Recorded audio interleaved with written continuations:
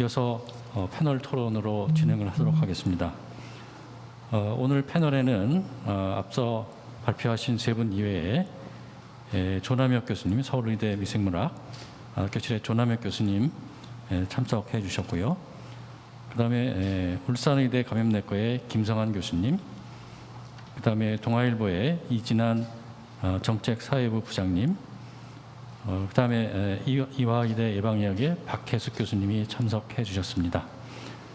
그러면 오늘 패널로 모신 네 분 가운데 첫 번째 조남혁 교수님께 잠시 말씀을 들어보도록 하겠습니다. 조남혁 교수님. 네, 저는 이제 바이러스가 전공이기 때문에 지금 이번 이런 모임에서 제일 중요한 가장 관심사가 이제 변이 바이러스가 생기는 거고 앞으로 어떻게 될지 그게 이제 제일 궁금한 사항일 텐데요.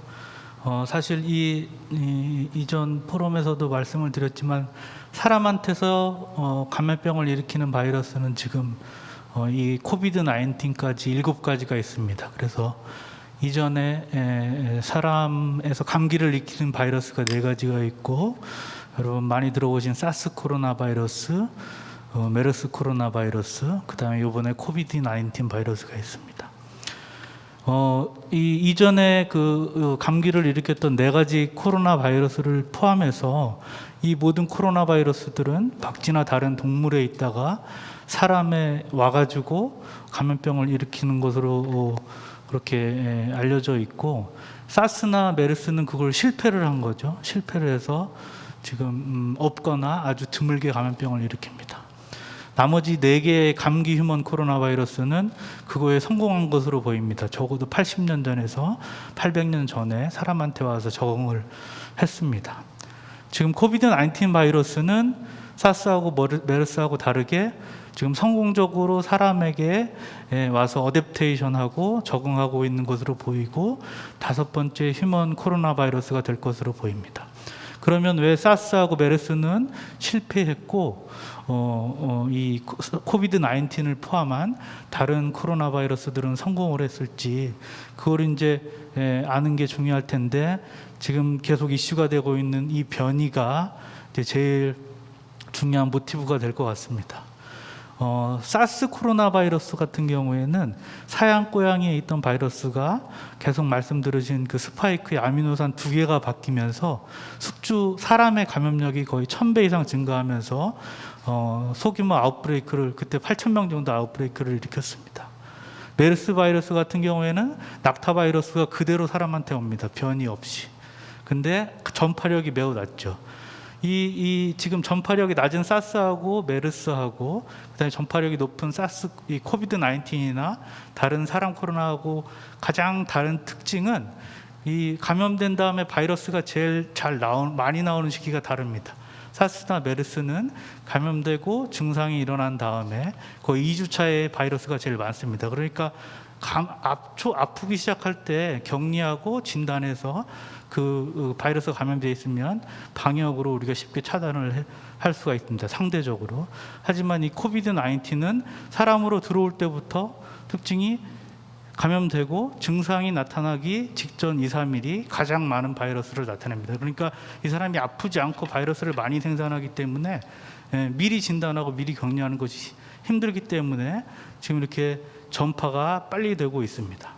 이렇게 코비드 19 전파가 빨리 많이 되면 앞서 말씀드린 대로 돌연변이가 나올 확률이 높습니다. 그래서 지금 그 업그레이드가 되는 거죠. 돌연변이가 나오면 첫 번째로 이 돌연변이의 목적은 전파력, 감염력과 감염량을 늘리고 복제를 많이 해서 전파가 빨리 되는 것입니다. 그게 이제 돌연변이의 첫 번째 목적이고, 2번째 목적은 신희철 선생님이 얘기하셨듯이 우리 몸에 생기는 항체를 돌파해서 그걸 돌파하면 또 감염을 더 많이 시키고 바이러스를 많이 만들 수가 있기 때문에 지금 지난 2년 가까이 이 코비드 19이 만든 중요한 변이는 다 합쳐서 스파이크 분리의 중요한 변이는 5개입니다. 그러니까 2년 동안 1년에 한 2-3개 정도 그 아미노산이 바뀌면서 알파를 만들거나 델타를 만들었습니다. 그래서 이 알파하고 델타가 갖고 있는 중요한 변이의 합은 4개에서 5개 또는 6개입니다. 그 4개에서 6개의 변이가 하는 각각의 역할은 지금 계속 표로 보셨지만 2-3개는 전염력, 감염력을 높이고 1-2개는 항체를 회피하는 겁니다. 그리고 이 변이들은 대부분 그 수백만 명 단위로 환자들이 생겼을 때 나타났습니다. 그러니까 많이 전파됐을 때 어떤 특별한 세트, 감염력을 높인 쪽의 돌연변이와 면역을 항체를 회피하는 돌연변이가 세트를 이루어 가지고 지금 걔가 이제 아주 우세종이 되는 거죠. 보통 이 항체를 회피하는 돌연변이들은 전파력이 낮아집니다. 근데 이렇게 낮아지지만 전파력이 높아지는 변이하고 동시에 세트를 맞추면 전파력을 유지하거나 더 높이면서 우세종이 될 수가 있습니다. 근데 또 한 가지 생각해야 될 게 지금 이 알파, 베타, 감마, 델타 이 우세종들은 언제 생겼냐면 잘 아시다시피 사람들이 면역이 없을 때 작년, 재작년, 올해, 작년에 다 생겼습니다. 근데 이제 국면이 변하고 있죠. 우리가 백신을 맞기 시작하고 재감염이 이제 늘어날 겁니다. 그렇게 되면 항체를 가진 사람들이 더 많아지겠죠. 그러면 이 돌연변이의 변화는 예전에는 전파력을 높이는 데 힘을 3개를 쓰고 항체를 회피하는 데 하나를 썼는데 이제는 사람 사이에서 백신 맞은 사람에서 그런 전파력이나 생산력을 유지하려면 항체를 회피하는 데 힘을 더 써야 됩니다. 적어도 2개 이상은 항체 회피하는 데 써야 되고 나머지 2개로 그 회피하면서 떨어지는 속도를 맞추려고 감염력을 높이는 변이가 일어나야 됩니다.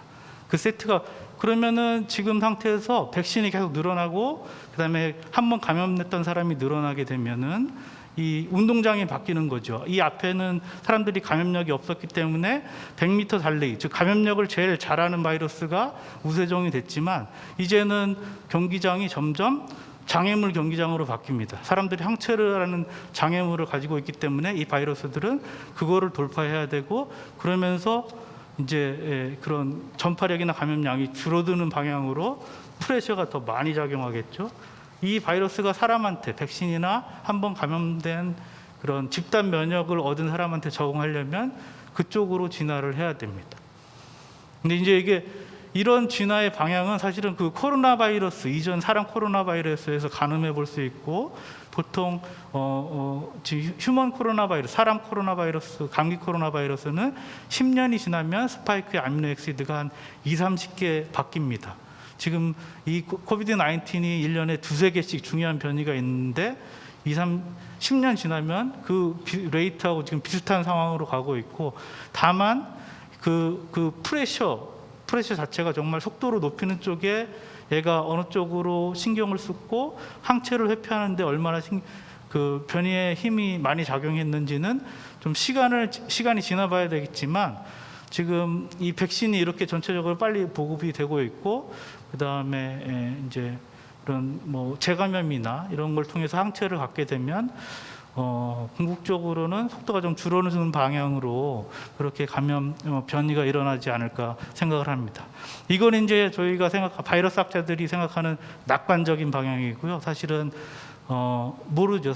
지금 그래서 사실은 이스라엘, 영국, 미국처럼 백신을 다 맞고 빠른 속도로 전파하던 바이러스가 어떤 방향으로 변하는지 걔네들의 그 변이 양상을 지금 주목을 해야 되고 그것들을 관찰을 해야 될 것 같습니다. 아무튼 백신을 다 맞아서 이 바이러스한테 운동장을 장애물 경기장으로 바꾸면 얘네들도 전파력이나 비룰런스가 낮은 방향으로 진화할 수밖에 없기 때문에 그런 쪽으로 이제 가는지 주목을 해서 봐야 될 것 같습니다. 네, 이상입니다. 예, 조남혁 교수님 감사합니다. 변이 바이러스들의 일반적인 특성, 그다음에 과거부터 코로나 바이러스가 어떻게 진화했는지에 대해서 잘 요약해 주셨습니다. 두 번째는 울산의대 감염내과의 김성환 교수님이 델타의 역학적 특징에 대해서 말씀해 주시겠습니다. 네, 제가 이제 슬라이드를 좀 준비한 게 있어서 같이 보면서 말씀드리겠습니다.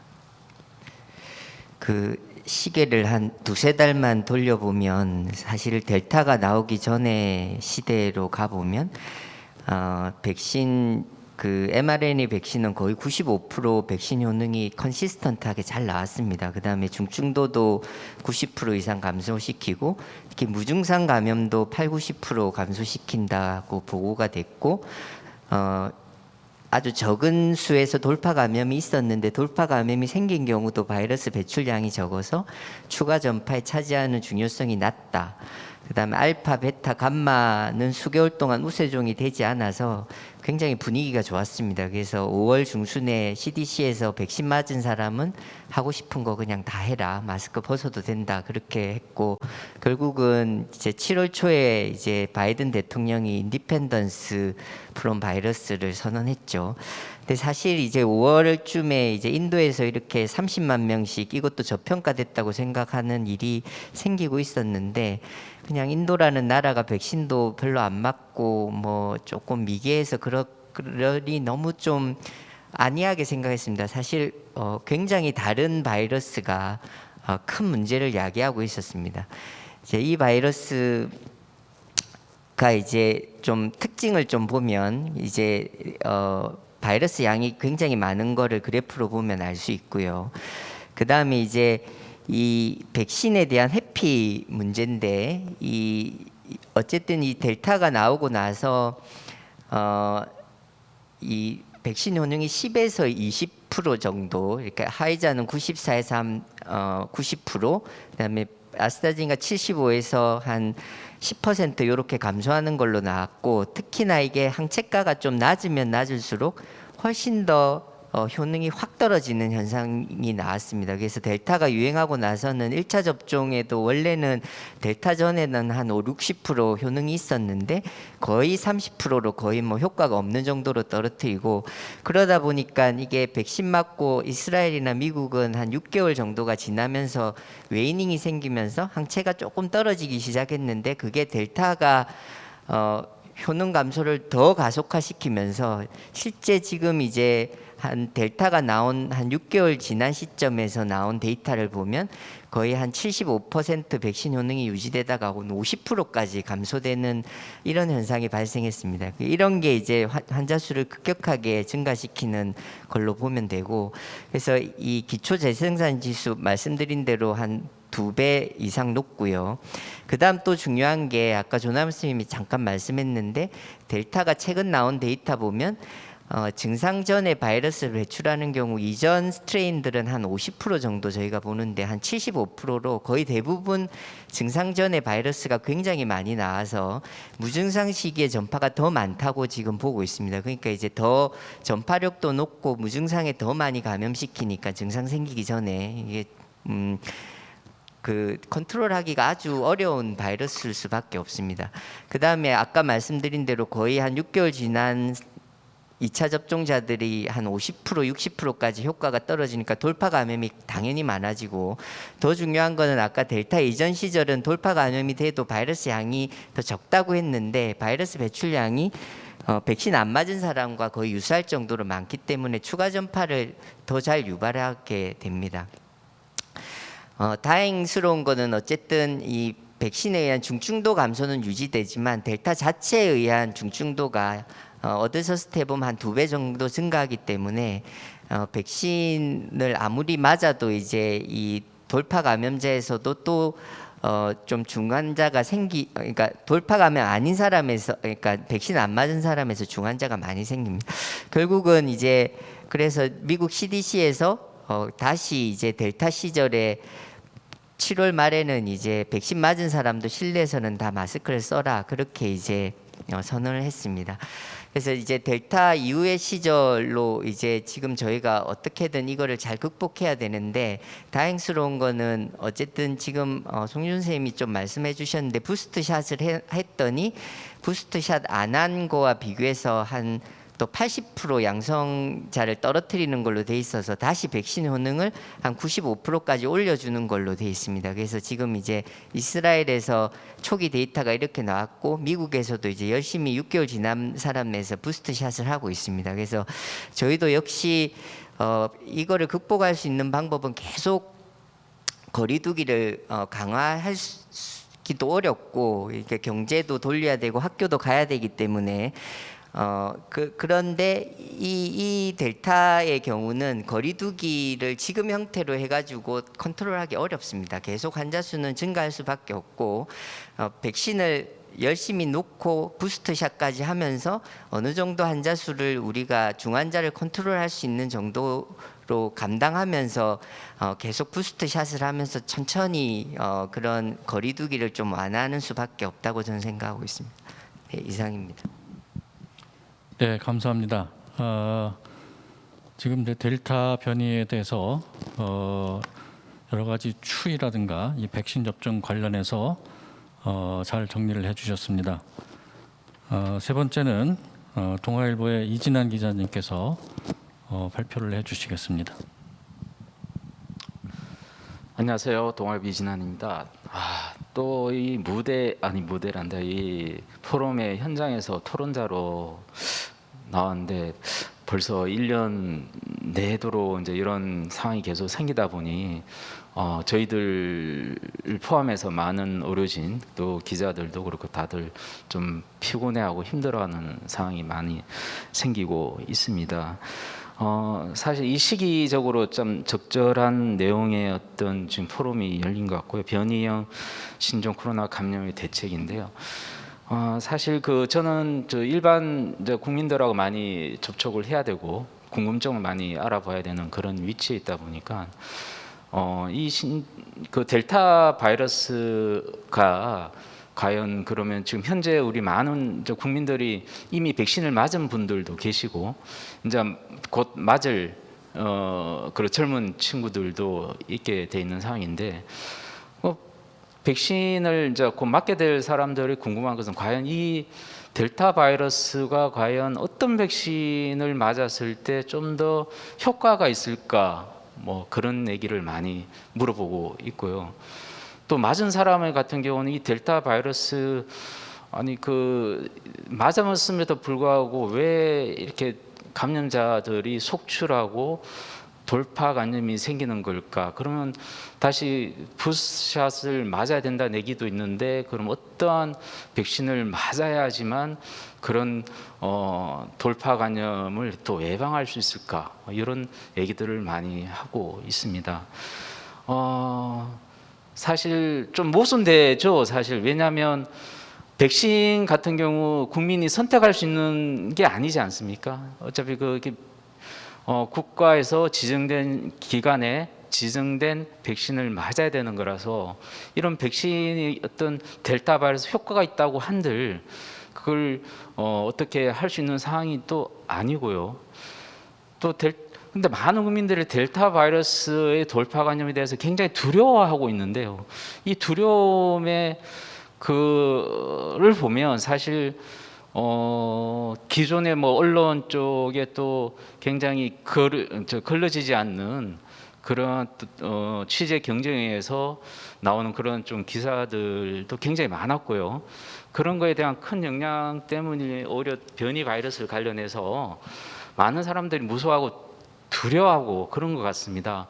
근데 사실 오늘 그 토론을 들어봐서 잘 아시겠지만 델타 바이러스 같은 경우 그렇게 치사율이 사실은 전염력은 굉장히 강하더라도 치사율이 그렇게 높지가 않은데도 불구하고 많은 사람들이 여전히 굉장히 무서워하고 두려워하고 있는 것을 저희들이 알 수가 있고요. 또 특히 이스라엘 같은 경우 또 미국 같은 경우 최근에 돌파 감염이 굉장히 급증하고 있는 상황이고 또 국내에서도 통계를 내서 이야기를 많이 하고 있는데 또 실제로 또 굉장히 자세히 보면 과연 이 돌파 감염 국내에서 말하는 돌파 감염이 많은 사람들이 정말 다 걸린 거냐라고 봤을 때 그렇게 퍼센테이지가 사실은 굉장히 높지도 않은 상황에서 예를 들어서 돌파 감염이 된 환자 수를 보면 전체 숫자의 한 3,000명 정도, 그러니까 0.04%에 밖에 되지 않는 상황에서 굉장히 이런 두려움에 계속 우리가 생긴다는 것에 대해서 계속 언론인으로서 좀 반성해야 되겠다는 생각이 들었습니다. 왜냐하면 얼마 전에 또 최근에 이제 백신과 관련해서 많은 국민들이 관심을 많이 갖고 있는 상황인데 백신 때문에 생기는 부작용에 대한 기사들이 너무 자극적으로 나옴으로써 뭐 얼마 전 바로 백신과 또 백혈병에 대해서 얘기를 나누고 백신과 또 탈모 증상 뭐 이런 것들이 계속 언론에 걸러지지 않고 나온 거에 대해서 원인과 결과의 어떤 그런 조사도 없이 바로 나오는 게 큰 문제가 되는 것 같다는 생각이 들고요. 마지막으로 저희들이 그 너무 기자들 포함해서 많은 국민들이 아침에 계속 발표되는 확진자 수, 또 사망자 수 이런 것들에 대해서 너무 익숙한 상황이 되다 보니까 오늘은 2,000명 발생했네, 내일은 더 발생할 수 있겠네. 아무튼 그런 또 숫자적인 내용에 너무 매몰되고 있지 않는가 하는 생각을 하게 됩니다. 그런 숫자들이 오히려 또 사회에 또 불안감을 더 조성하고 있지 않나.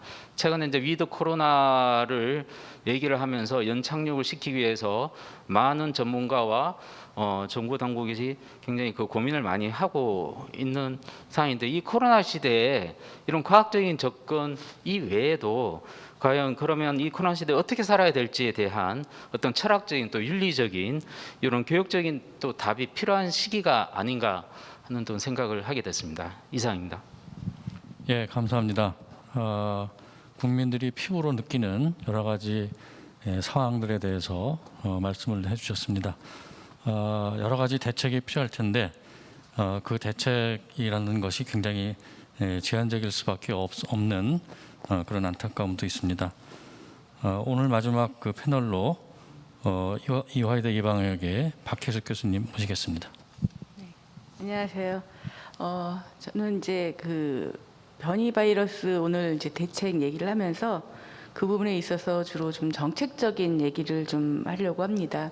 사실은 코로나 바이러스가 나오면서 사실 변이에 대한 부분은 처음부터 이제 많이 예견이 됐던 부분입니다. 그래서 그동안 뭐 알파, 베타, 감마 이렇게 계속 변이가 왔는데 지금 델타가 지금 저희가 생각할 때 이제 전파력도 높고 기초 재생산수 높고 아무래도 위중도도 조금 높다 이런 것 때문에 지금 오늘 이슈가 됐습니다. 그런데 이미 사실 지난 4월에 의학칼리먼에서는 이 코로나19 핵심 권고안을 발표를 했었고요.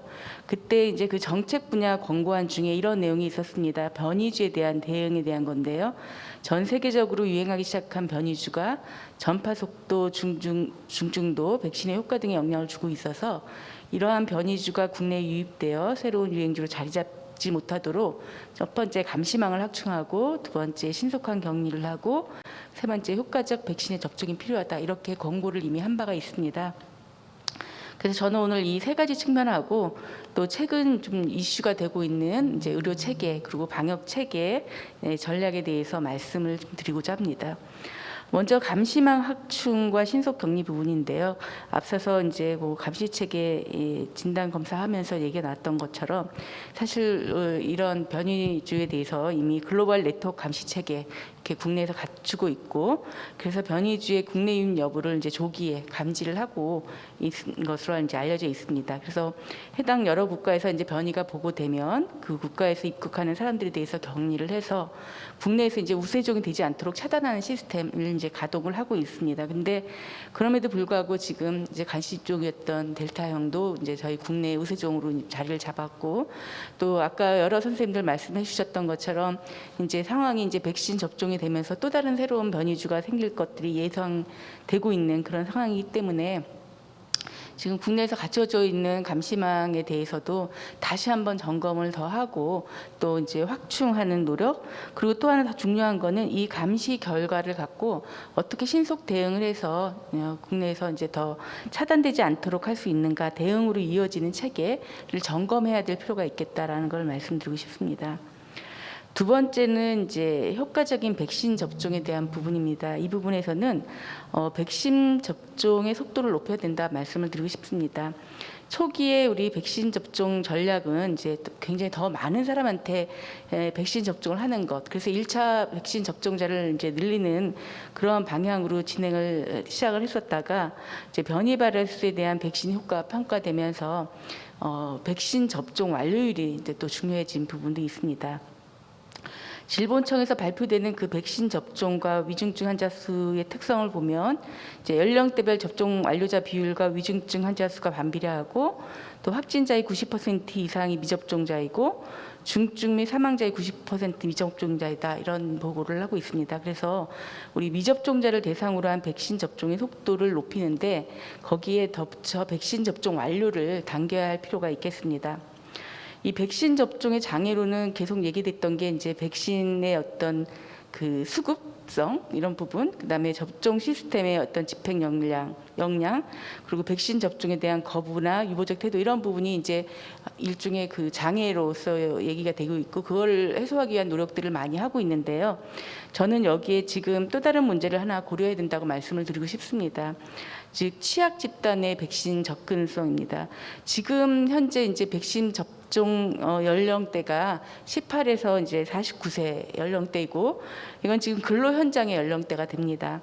안전한 백신 접종하라고 이제 백신 휴가 얘기도 권고를 하고 있고 2주간 과격한 운동 금지 이런 권고들이 많이 이루어지고 있는데요. 사실 취약 집단에서는 이렇게 시간을 내면서 백신을 맞을 수 있는 환경적 여유 또 이렇게 뭐 2주간 모니터링을 할 수 있는 그런 노동 강도가 아니기 때문에 이런 백신 접종에 대해서 선뜻 나서지 못할 수도 있을 것 같습니다. 그래서 백신 접종 접근성이 낮아질 거다라는 생각이 들어서 지금 여러 가지 하고 있는 중에 우리가 질본청에서 취약 집단을 대상으로 해서 백신 접근성을 높일 수 있는 방안에 대해서도 고민을 해야 되지 않을까 이렇게 생각을 합니다. 세 번째는 지금 당면한 의료 체계 문제 해결이라는 것으로 말씀을 드리고 싶습니다. 이 코로나19 문제가 원래 코로나 자체의 치명률이 아주 높다기보다는 굉장히 높은 전파력으로 환자 모수가 많아지고 그러면 이제 당연히 중증 환자가 늘어나고 우리가 감당할 수 있는 병상과 병상 체계로 해결이 안 되는 그런 문제로 인해서 시작이 되었는데요. 사실 변이주는 이러한 문제를 더 이제 악화시키는 그런 상황이 됐다고 봅니다. 그래서 백신 접종자의 위중증이 낮아졌지만 미접종자 확진자의 그 모수가 많아짐으로써 위중증 사례가 지금 늘고 있습니다. 그래서 중환자 치료를 위한 병상 그리고 인력 수급이 중요한데요. 사실 지난 유행 과정들을 이렇게 되돌아보면은 유행 상황에 따라서 사실 사전 준비되지 못하고 유행이 이제 발생을 하면 약간 한 발씩 늦게 이렇게 우리가 병상 문제라든지 이런 것들이 준비가 되는 걸 볼 수 있습니다. 그리고 유행이 좀 다시 가라앉으면 다시 환원을 빨리 또 하는 그런 과정을 밟으면서 새롭게 또 이렇게 유행이 됐을 때 또 놓쳐지는 그런 부분이 있는 걸 볼 수 있습니다. 그런데 지금 코로나 팬데믹은 아직 종결 시점이 보이지 않는 거기 때문에 우리가 임시 방편이 아니라 지속 가능한 체계로서의 의료 체계를 만드는 것이 필요한 부분입니다. 그런데 이제 사실 이 지점에서 저희가 또 고려해야 될 사항은 이 코로나에 대한 대응을 하다 보면은 다른 질환으로 인한 중환자 관리에 문제가 발생할 수 있다라는 부분입니다. 특히 병상은 이렇게 뭐 확충을 할 수 있다고 하지만 인력의 문제는 굉장히 빠른 시간 안에 그 인력이 확충되기가 좀 어려운 부분이 있습니다. 그래서 그 인력이 이제 코로나 문제로 인해서 그 인력을 코로나 대응팀으로 보내고 나면은 다른 쪽의 중환자 쪽에 인력이 펑크가 날 수 있는 왜냐하면 정해져 있는 파이 안에서 움직인다면은 사실은 이거는 코로나의 문제를 해결하려다 보면 다른 쪽의 문제가 터지는 그런 식으로 시스템의 문제가 발생할 수 있다라는 부분입니다. 그래서 조금 이제 이거를 임시 방편적이 아니라 조금 더 오래 간다라는 생각을 갖고 의료 인력의 확충 그리고 전문 교육에 대한 부분을 고려를 했으면 좋겠습니다. 또한 그 중환자뿐만이 아니라 이 인적 역량 부분은 지금 확진자 폭증에 따라서 접촉자 추적 검사하는 부분, 격리하는 그 TTT IQ 분야 이쪽의 인력들도 굉장히 부족하고 기존에 이미 있던 인력들이 지금 지난 2년 동안 이렇게 활동을 하면서 굉장히 번아웃이 증가된 상태가 되고 있습니다. 그래서 실행 지연이 생기는 그런 부분이 있기 때문에 이러한 부분에 대한 고려를 충분히 해서 준비를 해야 될 거라고 생각을 합니다. 네 번째는 제가 백신 접종에 따른 방역 목표와 전략을 조정해야 되는 부분을 말씀을 드리고 싶습니다.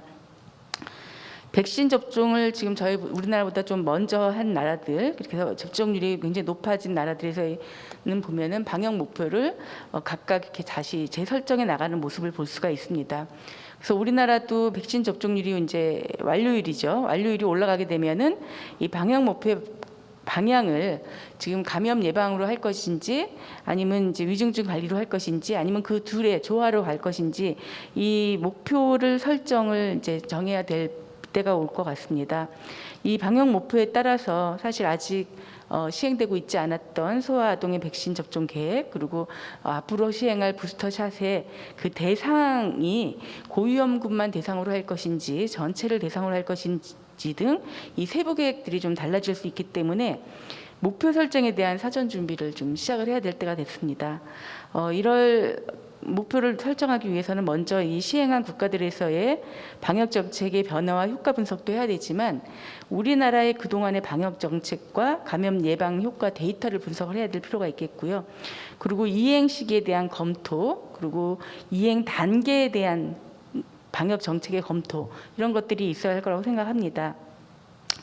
위중증 관리를 목표로 삼고 일상과의 조화 정책을 펼치는 것에 대해서 요즘 이제 위드 코로나 이런 용어로서 많이 언급을 하고 있는데 사실 위드 코로나가 무엇을 말하는 것인지에 대한 개념도 다 각기 다르다고 생각합니다. 그래서 우리나라에서의 위드 코로나의 개념 설정과 이에 대한 정확한 메시지 전달 이런 것들이 좀 필요하다고 생각을 하고요. 그리고 이행 시기에 대한 신중한 고려가 있어야 된다라는 말씀도 드리고 싶습니다. 지금 얼마 전에 이제 질본청에서 말하기는 고령 인구의 90%, 성인의 80%가 백신 접종이 완료되는 시점에 이 부분을 검토할 수 있겠다라는 얘기를 했었는데요. 사실 이 시기가 우리나라 지금 그 예방 접종 진행되는 과정을 보면은 이때 완료가 되는 게 어떻게 생각하면 코로나 확산과 중증도에 취약한 겨울철에 해당할 수 있는 부분이 되기 때문에 이런 여러 가지 것들을 염두에 두고 방역 목표와 또 그 이행을 위한 전제 조건들에 대해서 검토를 해야 될 것 같습니다. 다섯 번째로는 저는 이제 코로나 장기화에 따른 정책 수정 방향에 대해서 검토해야 된다는 말씀을 드리고 싶습니다. 지금 우리나라가 이제 초기 이제 3T 전략이라고 하죠. 그 일단 밀접 접촉자를 관리하고 검사해서 치료하는 3T 전략과 사회적 거리두기를 지금 실행을 하면서 이제 나오고 있는데 초기에는 사실 3T 전략이 강화됐다가 점점 진행이 되면서 코로나 유행이 되면서 사회적 거리두기가 이제 강화되는 그런 양상이었습니다. 그런데 최근에 이제 한국역학회하고 대한예방학회에서 발표한 자료를 보면은 이 사회적 거리두기 효과가 팬데믹 초기인 1차 유행 전후에서는 효과가 있었고 2차 유행 시기엔 감소하고 3차가 되면서 거의 소멸되고 4차 유행 시기인 지금은 거의 없는 거 아닌가라고 지금 분석을 했습니다. 그리고 유행이 되면 이제 우리 행정적으로 이렇게 사회적 거리두기가 진행이 되지만 사실은 먼저 시민들의 자발적 거리두기가 먼저 이루어지고 있다라는 걸 분석을 해냈고 공원이나 주택가로의 이동성 증가는 감염 증가를 일으키지 않다 이런 것들을 분석을 하면서 사실 앞으로의 어떤 방향의 무게 중심을 이제 기존의 그 행정적인 사회적 거리두기의 강화보다는 이 스마트 기기, 지금 IT 기술이 굉장히 많이 발달돼 있으니까 그러한 것들을 활용을 해가지고 이 좀 더 그 밀접 접촉자 중심의 검사를 하는 고 격리를 하는 것으로 좀 전환하는 것을 좀 제안을 했는데요. 사실 이 두 방역 체계가 어느 한 가지로만 갈 수는 없을 것 같습니다. 이 방역 체계가 가는데 어느 것이 더 효율적이냐 이거는 한 번 효율적이었다고 계속 효율적이 되는 건 아니기 때문에 이 시기에 따라서 지금 팬데믹이 장기화되기 때문에 저희가 그 무게 중심의 축을 그 기여율에 대한 부분을 잘 고려를 하고 또 그동안 많이 이제 IT 기술 기법이 이 코로나 대응 전략에 많이 활용됐기 때문에 그걸 애드함으로써 효율적인 방역 정책을 개발하는 쪽으로 우리가 논의하고 개발할 필요가 있겠습니다. 마지막으로 말씀드리고 싶은 거는 이제 트윈데믹에 대한 준비입니다. 사실 지난해에는 다행히 이제 독감 유행 일어나지 않았고 이제 트윈데믹 걱정했지만 일어나지가 않았습니다. 그런데 사실 또 올해는 어떤 양상을 찔지 그리고 변이주에 대한 그런 부분이기 때문에 변이주와는 어떤 관련성이 있을지도 우려가 되는 부분입니다. 그래서 독감 예방 접종에 대한 계획을 잘 수립해야 되는데요. 일부는 이제 독감 예방 접종과 이 코로나 예방 접종이 동시 또는 비슷한 시기에 이루어질 수도 있습니다. 그래서 우리가 안전성 모니터링 체계를 이제 잘 준비해야 될 필요가 있겠고요. 또 이건 저희가 기후일 수도 있지만 이제 지금 제약사들이 코로나 예방 백신 제조에 지금 힘을 쏟고 있는 상황이다 보니까 이 독감 백신의 수급 상황이 원활하게 될지 이런 사전 점검해야 될 거라고 생각이 듭니다. 뭐 그외 변이주에 대한 대응 노력은 굉장히 많을 것 같습니다. 우리 뭐 치료제에 대한 준비도 해야 되겠고, 또 국내 백신의 개발 노력, 뭐 그다음에 글로벌 국가로서 책임감 등 여러 가지 정말 해야 할 일이 많이 있다고 생각이 되겠습니다. 그래서 이러한 부분들도 꼭 챙겨야 된다고 생각이 듭니다. 네, 이상으로 마치겠습니다. 네, 감사합니다. 지금 변이주에 대한 거시적인 무슨 백신의 효과 뭐 이런 것을 포함해서 미시적으로 정책이 어떻게 대처를 해야 되는가 하는 것을 잘 정리를 해주셨습니다. 그럼 이상 그 패널 네 분의 발표를 마치고요. 일단 토론으로 진행을 하도록 하겠습니다. 몇 가지 그 사전 질의가 와서 이거에 대해서 먼저 살펴보도록 하겠습니다. 변이를 따라가기보다 앞서 대비할 수 있는 대책이 있을까요? 라는 질의가 왔습니다. 이 질의는 이영민 교수님.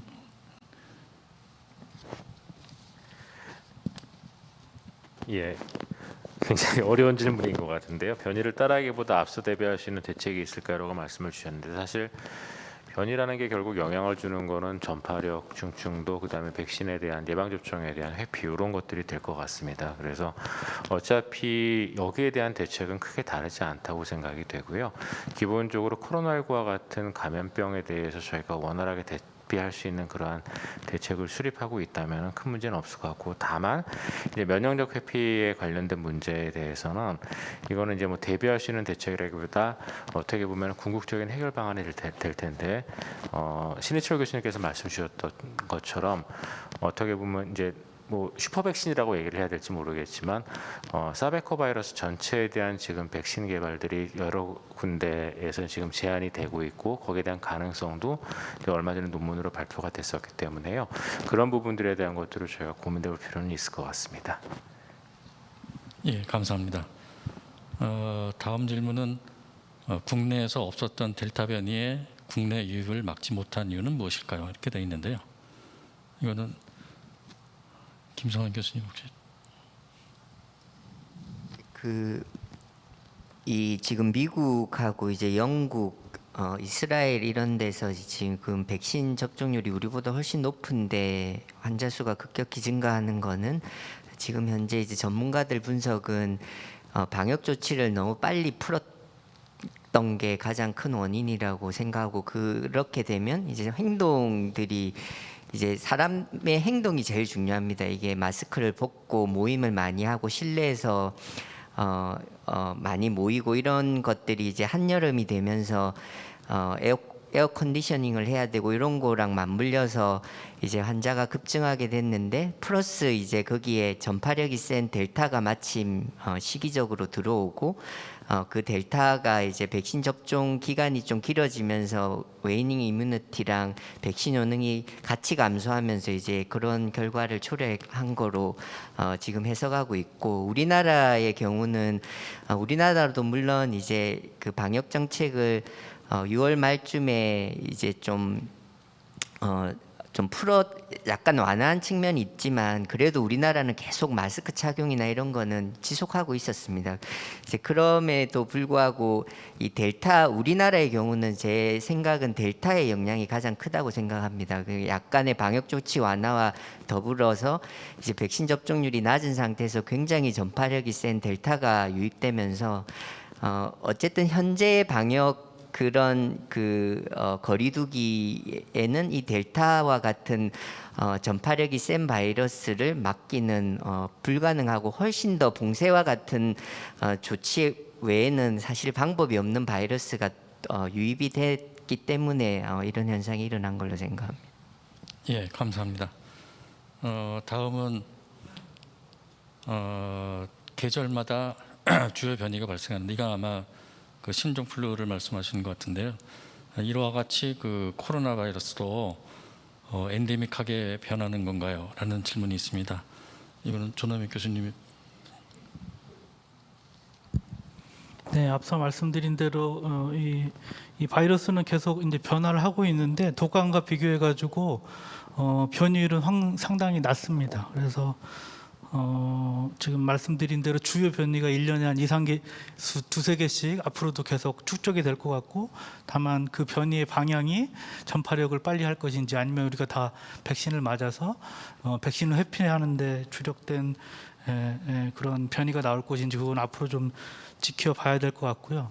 그러니까 지금 말씀드리지만 이 아미노산 변이가 많으면 백신을 확 바꿔야 됩니다. 아니면 해피가 너무 세거나 그 간격은 아직 정확히 모릅니다. 지금 그래도 지금 원래 바이러스에 대한 백신이 지금 상당히 뭐 유지가 되고 있고 중증도가 이제 계속 그 중증도를 이제 낮추는데 유의하기 때문에 그런 것들은 이런 임상적인 데이터나 역학적인 데이터를 보면서 그 간격은 조정해야 될 것 같고 변이에 업데이트되는 포인트를 정해야 될 것 같습니다. 그 인데믹은 지금 앞서 말씀드린 대로 거의 이 바이러스는 이제 그 사람 코로나 바이러스로 완벽하게 자리를 잡을 것 같습니다. 네, 이상입니다. 예, 감사합니다. 다른 질문은 그 항체 치료제나 뭐 다른 항바이러스제 이런 거는 바이러스를 방어하는 약이기 때문에 바이러스가 적을 때 사용해야 되는데 그렇다면 증상이 있는 초기에 빠르게 사용하면 안 되나요? 이런 질문이 들어왔습니다. 송진영 교수님. 네. 네, 조기에 치료해야지 확실히 효과를 기대할 수 있는 점은 분명한데 잘 아시는 것처럼 코비드-19의 경우는 증상 시점이 모호하고 증상이 심해질 때는 이미 한 5일 이상 경과한 시점이기 때문에 조기에 치료하기 굉장히 어렵다는 점이고 아직까지 경구 약제로 조기에 투여할 만한 약제가 개발되어 있지 않다는 제한점. 말씀하신 레키로나주의 경우는 주사용 치료제이기 때문에 그리고 고가 약제이기 때문에 대부분 80% 이상이 경증 환자인데 모든 경증 환자한테 접종하기 치료제로 사용하기 어려운데 실제 변이 바이러스가 출현해서 이 실제 주사용 치료제의 효과도 굉장히 낮아졌을 거라는 우려가 있는 상황에서 모든 그 경증 환자들에게 이러한 주사 치료제를 권하기 어려운 사정이라는 점을 고려해야 될 것 같습니다. 예, 감사합니다. 그럼 마지막으로 신희철 교수님께 한 가지 질문을 하고 싶은데요. 백신의 형태에 따라서 그 리컴비넌트는 그 T셀보다는 아마 B셀 도미넌트하게 그 항체를 생산하는 뭐 그런 거가 면역학적인 그 기전일 텐데요. 지금 뭐 중국에서 브라라 백신 뭐 이런 것들 그런 것들은 아까 발표하신 그 T셀 그런 활성화 그런 거하고 견주어서 효과가 있을지 어떻게 예측이나 아니면 데이터가 있는지 한번 말씀해 주시면 감사하겠습니다. 예, 지금 말씀해 주신 것처럼 백신 요즘에 이제 일반 시민분들도 뭐 플랫폼, 백신 플랫폼이라고 그래가지고 이걸 뭐 mRNA를 만들었느냐, 바이럴 벡터냐, 아니면은 단백질, 합성 단백질이냐, 또 예를 들어 중국 회사에서 만든 것 같은 경우는 이제 불활화 백신이라고 하는 거죠. 이런 것들이 이런 거 별로 자극하는 그 면역 반응에 다 종류가 좀 다릅니다. 지금 말씀하신 것처럼 지금 저희가 우리나라에서 지금 맡고 있는 mRNA나 바이럴 벡터 같은 경우는 제가 강의에서 말씀드린 중화항체뿐만이 아니고 T세포까지도 굉장히 강력하게 이제 활성화시키고 유도하는 것들이 잘 알려져 있는데요. 중국에서 지금 주로 이제 개발한 그런 불활성화 백신 같은 경우는 그런 것들이 굉장히 약합니다. 그러면 이미 이제 그런 것들은 면역학적 지시로 알려져 있고요. 하지만 또 실제로 그런 그 임상 그 결과에서 T세포 분석을 안 한 경우도 있었고요. 하더라도 그러니까 이것을 그 스터디 간에 바로 비교할 수는 없지만은 그렇게 세지 않은 걸로 나오는 것들이 있기 때문에 그런 것이 있고요. 다만 지금 그 노바백스라고 그래가지고 합성 단백질인데 이런 것들도 그런 이론만으로 보면은 T세포가 약할 것 같은데 그 사람들은 어드주번트라는 면역 증강제를 T세포를 많이 강화시키는 면역 증강제를 쓰고 있습니다. 그렇기 때문에 또 그런 경우는 어떤 면역 증강제를 쓰냐에 따라서 플랫폼이 설사 좀 이렇게 T세포에 친화적이지 않다 하더라도 올릴 수 있는 그런 전략들을 쓰고 있다는 것을 말씀드릴 수 있겠습니다. 예, 감사합니다. 오늘 그 세 분의 연자분과 네 분의 패널을 모시고 변이형 코비드 19의 감염과 대책에 대해서 발표를 듣고 토론을 진행하였습니다. 이상으로서 발표와 패널 토의를 마치도록 하겠습니다. 감사합니다.